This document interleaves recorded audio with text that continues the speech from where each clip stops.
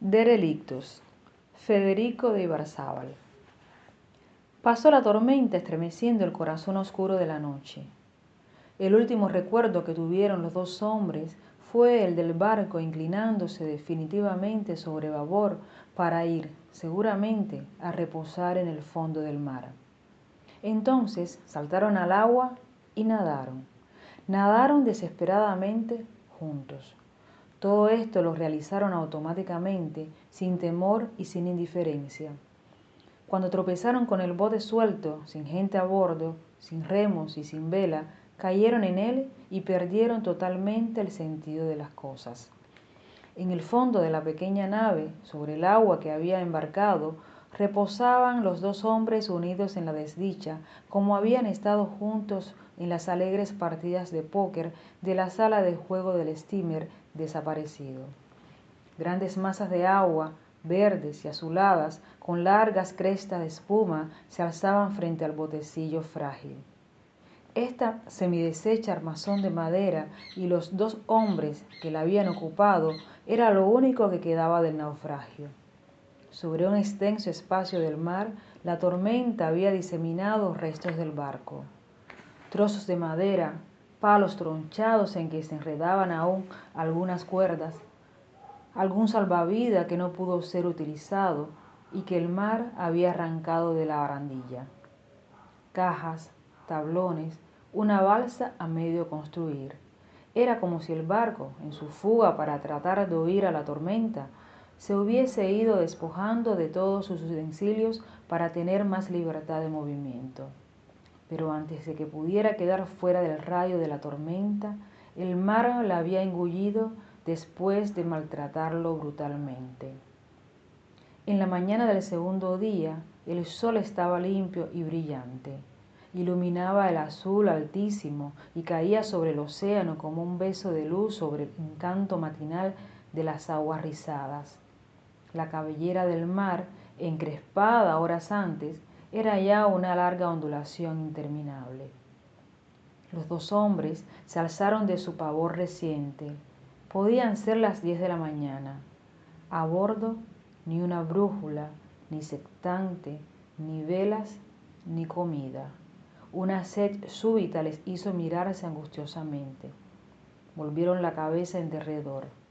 En todo el círculo limpísimo del horizonte no se veía más que la línea azul del mar.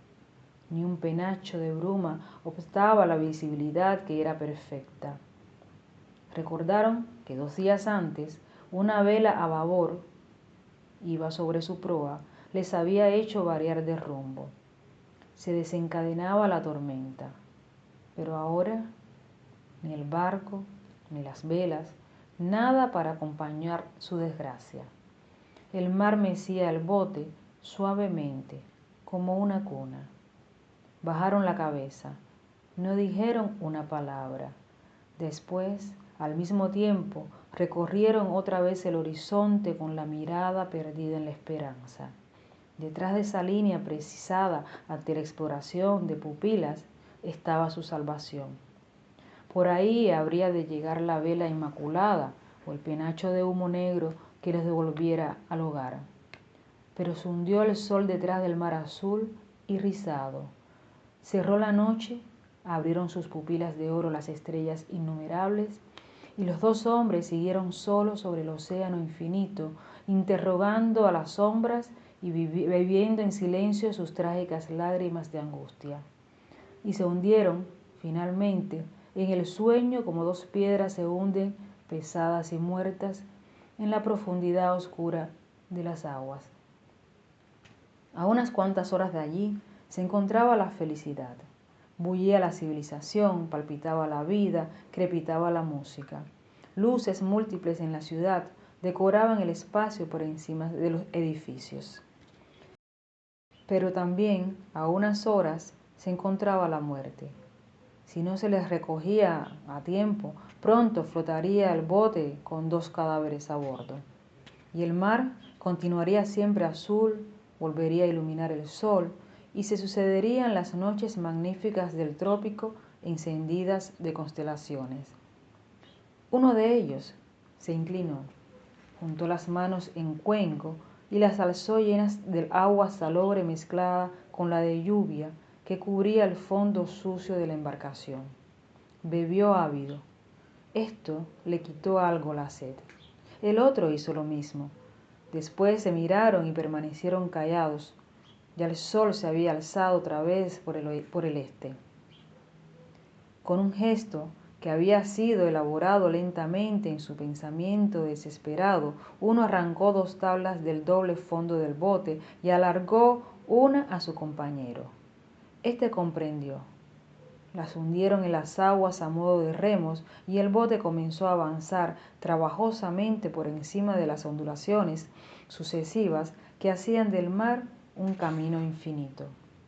Remaron largamente. Después uno se inclinó y de nuevo bebió el agua de lluvia del fondo de la embarcación. Era escasa. Para un hombre podría durar acaso un par de días. Para los dos se consumiría dentro de las próximas 24 horas. Y si no aparecía un barco en ese tiempo, la muerte de ambos era irremediable.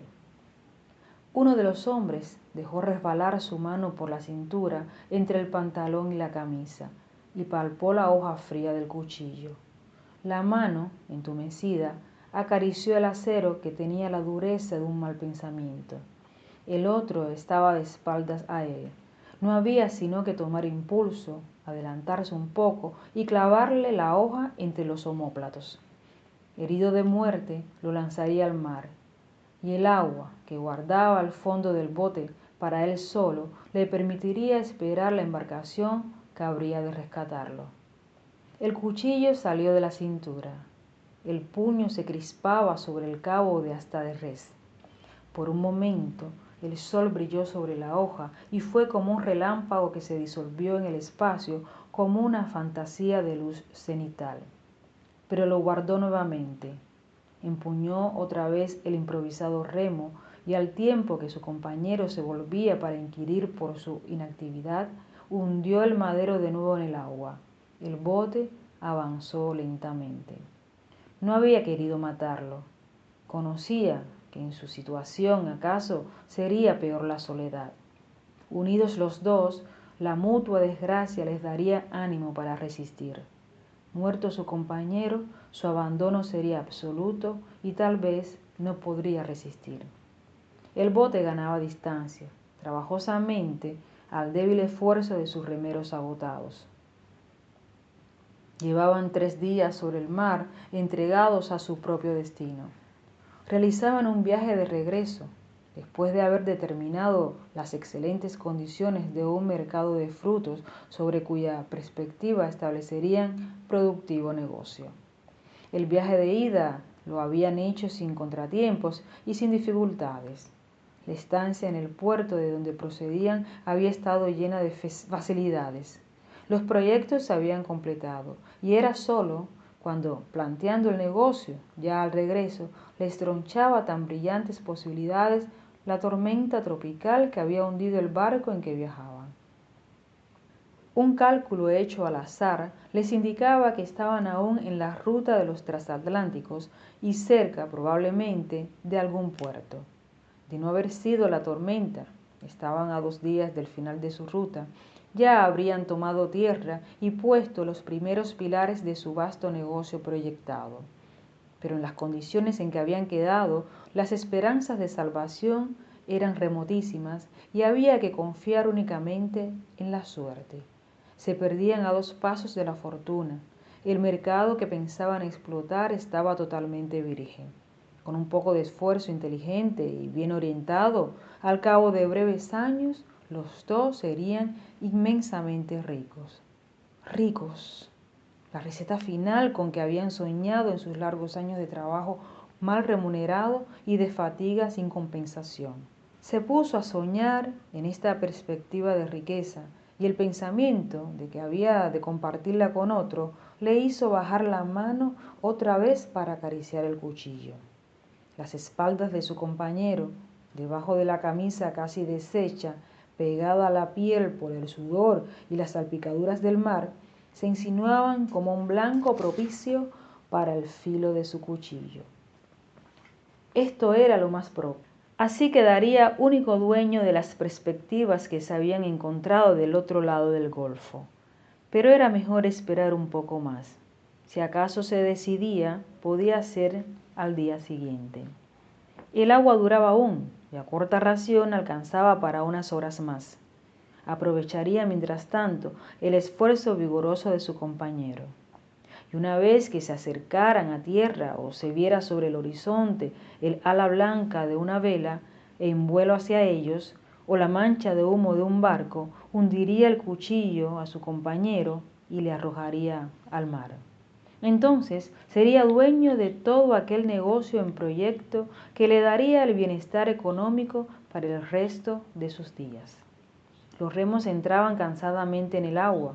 Los dos hombres se agotaban en el esfuerzo desesperado, pero indudablemente la tierra estaba cerca. Por encima del bote llegaban volando rápidos alcatraces. Cuando la tormenta, el barco navegaba desde hacía horas en demanda del puerto. Estaba próximo, seguramente, cuando se hundió. Y este pensamiento, si no una certidumbre, era a lo menos una confortadora esperanza. Remaron nuevamente. El sol descendía en la tercera tarde de naufragio y de angustia. Iba a volver la noche, pavorosa en la soledad misteriosa del mar. Una vez que levantó la cabeza, vio por babor, ya en la penumbra con que se insinuaba la noche, la silueta de un barco. Estaba lejos aún, pero navegaba indudablemente hacia ellos. El otro daba la espalda a la embarcación. Se alzó en el bote para cubrir con su cuerpo la perspectiva donde las líneas del barco se precisaban, y dijo al compañero que bebiera del agua del fondo del bote. El otro se volvió, extrajo el remo que dejó reposar sobre el asiento y bebió todo el resto del agua, inclinado sobre el fondo de la embarcación, succionando ávidamente hasta la última gota. Al levantarse, para ocupar otra vez su sitio en el bote, sintió como un pinchazo, un dolor agudo que le perforaba la carne entre los dos omóplatos, y cayó desplomado, estremecido sobre la borda. El otro le empujó hacia el mar. El cuerpo rodó hacia el bajo, hacia las aguas azules que se tiñeron levemente de un tinte rosa. El cuchillo raspó toda huella y fue a perderse también en las ondas que oscilaban como una indecisión. Solo en el bote el hombre empuñó los dos remos. La silueta del navío ya se precisaba claramente, recortando su perfil en el fondo amarillo del crepúsculo. Ya estaba libre de su compañero. Le había dado hasta la satisfacción de hacerle beber el agua que quedaba para los dos. La había alentado con su esfuerzo hasta el último momento. Pero ahora todas las perspectivas serían de él, y los negocios, las riquezas explotados por él solamente. El viento de la tarde parecía empujar el navío hacia él. Mirándolo ahora en esa indecisa media luz del crepúsculo, le pareció advertir que en el barco una mancha irregular. De proa a popa, su casco estaba renegrido y lucía como un carbón que se hubiese apagado en el mar. Carecía de mástiles y su chimenea estaba retorcida. Impulsó al bote a fuerza de remos y de voluntad y acortó la distancia que le separaba del barco. Quería llegar hasta él antes del anochecer. ¿Y si no le habían visto? ¿Y si pasaban de largo y no le advertían? Pero no, el barco marchaba también hacia él. Y bogó desesperadamente para cortar el tiempo que le separaba de su salvación definitiva. La esperanza llenaba su corazón. Encima de aquella mole negra estaba su regreso a la vida. Sonrió y dio los últimos golpes de remo. La satisfacción de su victoria sobre los hombres, sobre el mar y sobre la muerte puso en él un júbilo que estaba a punto de estallar en un canto desaforado. Solamente pudo contener aquella alegría y sustituirla por el espanto, cuando ya, junto al buque, se dio cuenta de toda la realidad. El barco era un derelicto que flotaba al azar de las corrientes y del viento.